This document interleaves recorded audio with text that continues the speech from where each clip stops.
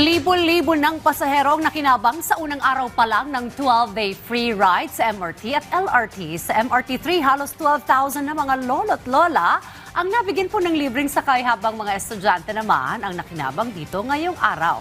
Yan ang ulat ni Gab Villegas. Malaking tulong para kay Christian na bumabiyahe pa mula Monumento ang libreng sakay para pumasok sa klase ngayong araw. Karaniwang umaabot ng 37 pesos ang kanyang one-way trip papuntang LRT1 Vito Cruz Station. Ang natipid niya ngayong araw, pwede niyang gawing savings. Actually, a lot po. Kasi since my allowance is very limited lang po, yung LRT really gives me a lot of access na easier transportation. Para naman sa magka-eskwellang sila Neil at Kaiser na parehong nagmula pa sa Rizal, malaki rin ang kanilang natipid dahil sa libreng sakay ngayong araw. Sobrang laki po kasi malaki po na ginagastos namin po sa pamasahe po. Kaya mula kasi po binangonan pa po ako. Kaya sobrang tulong po na libre po yung pamasahe ngayon po. Ganun din po sinabi ni Kaiser. Sobrang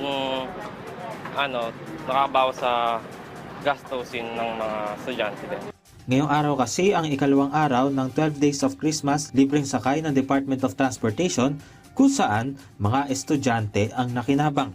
Kahapon nang magsimula ang libreng sakay ng DOTR sa LRT1, LRT2 at MRT3 kung saan sa bawat araw hanggang pagsapit ng Pasko ay pwedeng maka-avail ng libreng sakay. Ito ay alinsunod sa direktiba ni Pangulong Ferdinand R. Marcos Jr. na bigyan ng ligtas, maginhawa at masayang biyahe ang mga commuter ngayong Kapaskuhan. Bawat sektor ay mayroong schedule para sa libreng sakay. Sa naging tala ng DOTR, aabot sa halos 12,000 ang bilang ng mga senior citizens na nakinabang sa libreng sakay ng MRT3 kahapon. Para sa mga estudyante na nais mag-avail ng libreng sakay ngayong araw, ay mangyaring ipakita lamang ang kanilang school ID o ang kanilang Certificate of Enrollment o Registration.